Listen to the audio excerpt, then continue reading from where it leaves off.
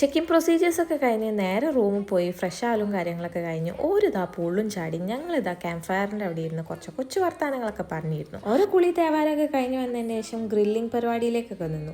ചിക്കനൊക്കെ ഞങ്ങൾ ഓൾറെഡി വീട്ടിൽ നിന്ന് മാഗ്നേറ്റ് ചെയ്ത് കൊണ്ടുവന്നതാണ്. അതിനെക്കൊണ്ട് ആ പരിപാടി കാര്യങ്ങളൊന്നുമില്ല. പിന്നെ ചാർക്കോൾ കാര്യങ്ങളൊക്കെ റിസോർട്ടുകാർ തന്നെ നമുക്ക് സെറ്റാക്കി തന്നുകൊണ്ട് പിന്നെ ആ ബുദ്ധിമുട്ടും ഇല്ലായിരുന്നു. ഞങ്ങൾക്ക് ജസ്റ്റ് ചിക്കൻ അതിൻ്റെ മുകളിൽ കൊണ്ടിടുക, തിരിച്ച് മറിച്ചിടുക, ബട്ടർ തേക്കുക, അതങ്ങോട്ട് സെറ്റാക്കുക, അതങ്ങോട്ട് കഴിക്കുക. ആ ഒരു പണി മാത്രമേ ഉള്ളൂ.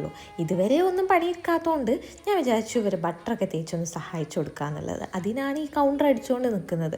പിന്നെ എല്ലാവരും അങ്ങോട്ടും ഇങ്ങോട്ടും കളിത്തലും കളിയാക്കലും വർത്താനം പറയലും അതൊക്കെ ആയിട്ട് നല്ല അടിപൊളി ഗ്രില്ലിങ് സെറ്റപ്പ് തന്നെയായിരുന്നു.